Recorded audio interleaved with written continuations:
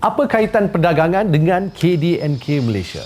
Malaysia dah umumkan KDNK-nya tahun lepas di mana kita mencatatkan pertumbuhan 3.7%. Tapi bila kadar ini diumumkan, ada juga yang tanya, mengapa kadar pertumbuhan ini tak setinggi tahun sebelumnya? Okey, mula-mula kita kena faham komponen KDNK. Selain penggunaan oleh kerajaan dan rakyat, public and private consumption dan juga pelaburan, KDNK juga diwakili oleh perdagangan yang merangkumi kedua-dua ekspor dan import. Dari segi perdagangan secara amnya, ekspor akan meningkatkan KDNK, manakala import akan mengurangkan KDNK. Tapi sebenarnya sumbangan ekspor bersih kepada KDNK hanya 4.7% pada 2023. Jadi walaupun ada sedikit penurunan tetapi impaknya tidaklah sebesar mana kepada KDNK. Tahun 2023 merupakan satu tahun yang penuh cabaran. Cabaran ekonomi seperti inflasi, pergolakan geopolitik dan gangguan rantaian bekalan telah memberi impak kepada hasil perdagangan Malaysia dan juga pertumbuhan KDNK-nya. Pada tahun 2022, pertumbuhan untuk perdagangan global ialah 2.7%. Cuba teka berapa unjuran pertumbuhan perdagangan global WTO untuk 2023? 0.8%. Jauh turun berbanding 2.7% pada tahun 2022. UNCTAD pula meramalkan penguncupan perdagangan global sebanyak 5% bagi tahun 2023 atau kira-kira 1.5 trilion US dollar, lebih rendah berbanding 2022. Sebagai sebuah negara perdagangan terbuka di mana nisbah perdagangan kita adalah 128% kepada KDNK, tentu sekali Malaysia juga terkesan apabila berlaku penguncupan ekonomi atau KDNK rakan-rakan perdagangan utama kita. Sebagai contoh, perdagangan keseluruhan China jatuh sebanyak 5% pada 2023 berbanding tahun sebelumnya. Kelemahan ekonomi China telah memberi impak kepada Malaysia kerana China adalah rakan dagangan terbesar Malaysia yang menyumbang 17% kepada jumlah perdagangan negara pada tahun 2023. Bukan kita sahaja yang terkesan, negara-negara lain pun turut merasai impaknya. Di rantau ASEAN, bagi tahun 2023, ekspor Thailand menurun sebanyak 1%. Lebihan dagangan Indonesia berkurang sebanyak 32% dan Singapura mengalami penurunan perdagangan barangan sebanyak 12%. Kalau nak bagi contoh senang, katalah kita jual ikan keli.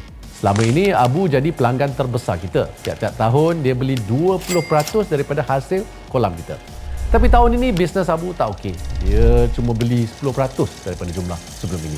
Masalahnya bukan Abu seorang je yang kurangkan belian, pelanggan kita yang lain pun sama. Jadi mestilah pendapatan kita tahun ini berkurangan. Mungkin ada yang kata, okey, tahun lepas dunia hadapi kelembapan ekonomi. Tahun ini macam mana pula? Tahun ini WTO mengunjurkan pertumbuhan perdagangan global di tahap 3.3%. Dan ini bakal meningkatkan jumlah perdagangan Malaysia dirangsang oleh pertumbuhan dalam sektor pembuatan dan elektronik dan elektrik atau E&E yang dijangka berkembang sebanyak 13.1%. Dan juga peningkatan permintaan daripada rakan dagangan utama Malaysia.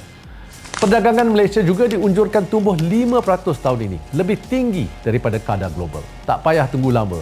Angka perdagangan Malaysia bagi bulan Januari 2024 telah pun menunjukkan peningkatan ketara sebanyak 13.3% kepada 234.73 bilion ringgit. Apakah usaha yang diambil Malaysia untuk meningkatkan perdagangannya?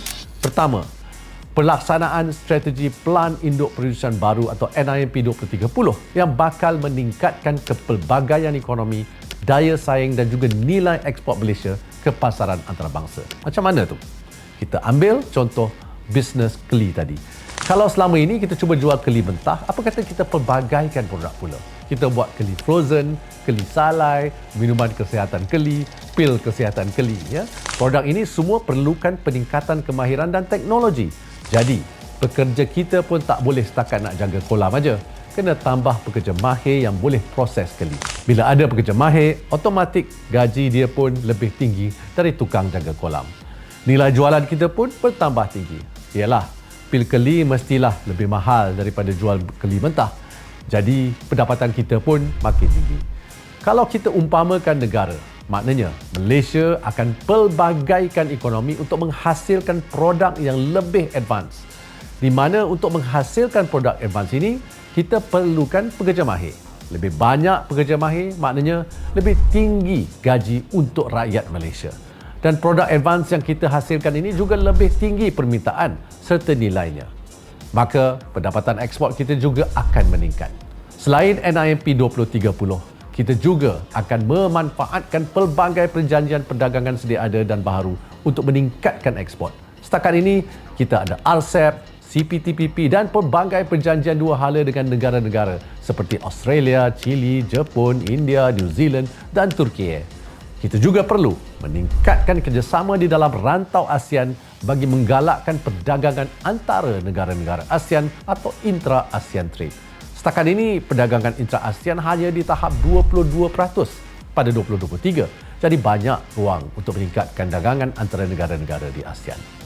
Sebenarnya, banyak lagi usaha yang kita telah dan sedang laksanakan untuk meningkatkan perdagangan Malaysia. InsyaAllah, kesemua ini bakal menyumbang kepada unjuran pertumbuhan KDNK sebanyak 4% hingga 5% pada 2024.